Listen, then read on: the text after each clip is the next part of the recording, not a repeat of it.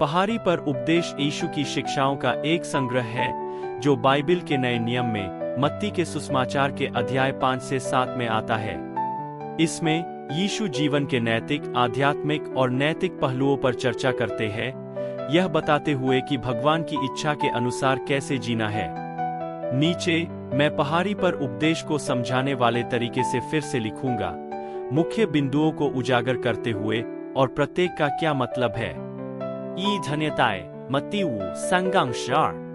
यीशु उपदेश की शुरुआत एक श्रृंखला की घोषणाओं के साथ करते हैं जिन्हें धन्यताएं कहा जाता है। ये आशीर्वाद उन लोगों के लिए है जो भगवान की दृष्टि में विशेष रूप से धन्य है। ये आशीर्वाद धन, शक्ति या सामाजिक स्थिति पर आधारित नहीं है, बल्कि आध्यात्मिक और नैतिक गुणों पर आधारित है।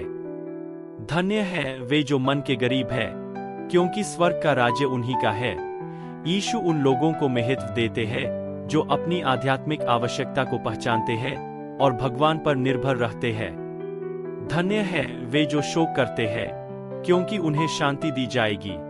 जो लोग अपने पापों के कारण या दुनिया में अन्याय के कारण दुखी होते हैं, उन्हें भगवान द्वारा सांत्वना दी जाएगी। धन्य है वे जो नम्र है, क्योंकि वे पृथ्वी के वारिस होंगे। नम्रता एक विनम्रता और भगवान के प्रति समर्पण की भावना है, और यीशु इन लोगों के लिए एक अनंत इनाम का वादा करते हैं। धन्य है वे जो धार्मिकता के भूखे और प्यासे हैं, क्योंकि वे तृप्त होंगे। जो लोग भगवान की धार्मिकता के अनुसार जीना चाहते हैं, उन्हें तृप्ति मिलेगी। धन्य है वे जो दयालु है, क्योंकि उन्हें दया मिलेगी। यहाँ दया जरूरतमंदों के प्रति सक्रिय करुणा है, और भगवान उन लोगों पर दया दिखाने का वादा करते हैं जो इसे अभ्यास में लाते हैं। धन्य है वे जो शुद्ध हृदय के हैं, क्योंकि वे भगवान को देखेंगे। यीशु आंतरिक पवित्रता और ईमानदार इरादों के महत्व पर जोर देते हैं। धन्य है वे जो शांति स्थापित करने वाले हैं, क्योंकि वे भगवान के पुत्र कहलाएंगे। जो लोग शांति और मेलमिलाप को बढ़ावा देते हैं, वे भगवान के चरित्र को प्रतिबिंबित करते हैं। धन्य है वे जो धार्मिकता के कारण सताए जाते हैं, क्योंकि स्वर्ग का राज्य उन्हीं का है। यीशु उन लोगों को प्रोत्साहित करते हैं जो न्याय और सत्य का पालन करने के कारण सताए जाते हैं, उन्हें स्वर्ग के राज्य का वादा करते हैं। 2. नमक और प्रकाश मत्ती 5:13-16। यीशु अपने अनुयायियों की भूमिका का वर्णन करने के लिए नमक और प्रकाश की उपमाओं का उपयोग करते हैं। आप पृथ्वी के नमक हैं। उस समय नमक का उपयोग भोजन को संरक्षित करने और स्वाद देने के लिए किया जाता था। यीशु अपने अनुयायियों को दुनिया में एक सकारात्मक प्रभाव डालने के लिए बुलाते हैं, ईश्वरीय मूल्यों को संरक्षित करते हैं और अच्छे कर्मों और उदाहरण के माध्यम से जीवन में स्वाद लाते हैं। आप दुनिया के प्रकाश हैं। प्रकाश प्रकट करता है और रोशनी देता है। यीशु अपने अनुयायियों को इस तरह से जीने के लिए प्रोत्साहित करते हैं कि उनके अच्छे कर्म दूसरों द्वारा देखे जा सके, ताकि भगवान की महिमा हो। 3. व्यवस्था की पूर्ति मत्ती 5:17-20। यीशु स्पष्ट करते हैं कि वह व्यवस्था, तोरा या भविष्यद्वक्ताओं को समाप्त करने के लिए नहीं आए हैं, बल्कि उन्हें पूरा करने के लिए आए हैं। मैं व्यवस्था को समाप्त करने नहीं, बल्कि पूरा करने आया हूँ। यीशु जोर देते हैं कि व्यवस्था का प्रत्येक आदेश महत्वपूर्ण है और उसे पूरा किया जाना चाहिए। वह इस बात पर जोर देते हैं कि उनके अनुयायियों की धार्मिकता शास्त्रियों और फरीसियों से बढ़कर होनी चाहिए, न कि कठोर कानूनीता के माध्यम से, बल्कि ईमानदारी और दिल की सच्चाई से। 4. व्यवस्था की नैतिक व्याख्या मत्ती 5:21-48।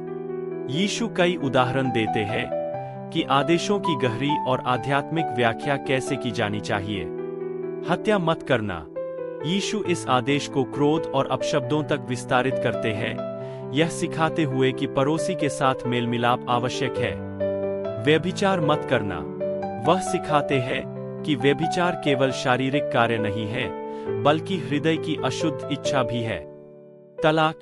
यीशु विवाह की गंभीरता और तुच्छ कारणों से तलाक न लेने के महत्व के बारे में बात करते हैं। झूठी शपथ मत लेना। वह सभी शब्दों में ईमानदारी को प्रोत्साहित करते हैं, शपथ की आवश्यकता के बिना। आग के बदले आग, प्रतिशोध की तलाश के बजाय यीशु धैर्य और यहाँ तक कि प्रेम के साथ बुराई का विरोध करना सिखाते हैं। तुम अपने पड़ोसी से प्रेम करोगे।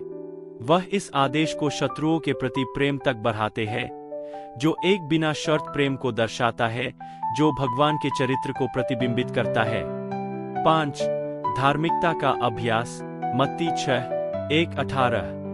यीशु सही तरीके से धार्मिकता का अभ्यास करने के बारे में बात करते हैं, जिसमें दान, प्रार्थना और उपवास शामिल है।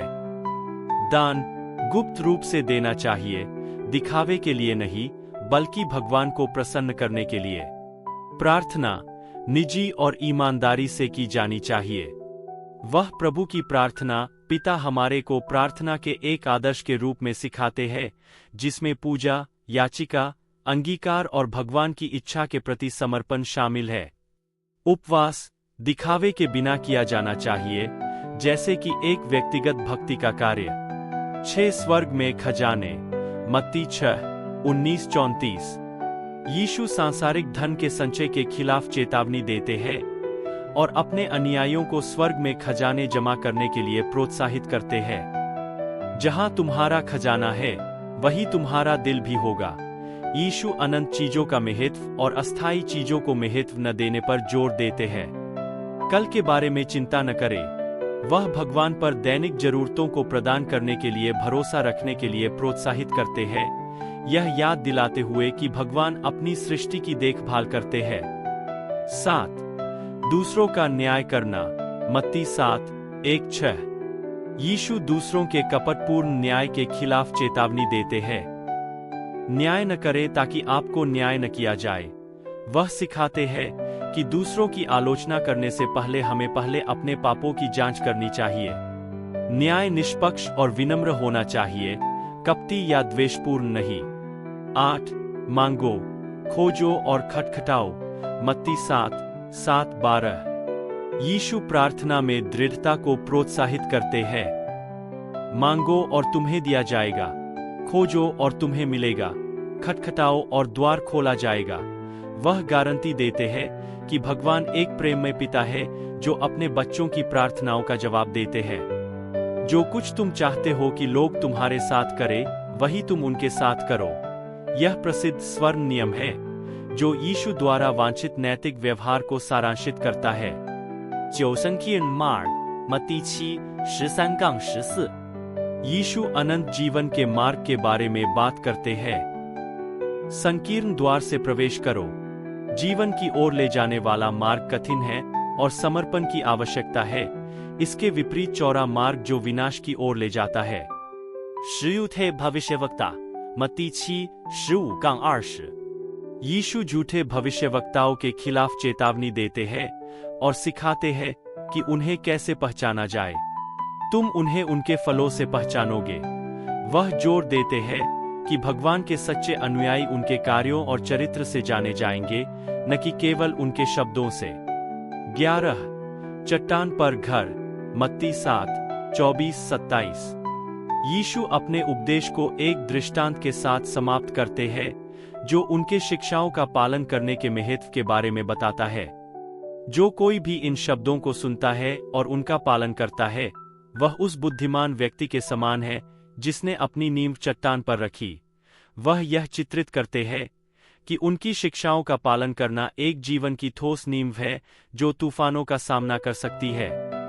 निष्कर्ष, पहाड़ी पर उपदेश एक आध्यात्मिक और नैतिक जीवन के लिए मार्गदर्शिका है, जो भगवान के साथ एक प्रामाणिक संबंध, दूसरों के प्रति प्रेम और अखंडता और न्याय के जीवन के महत्व पर जोर देती है।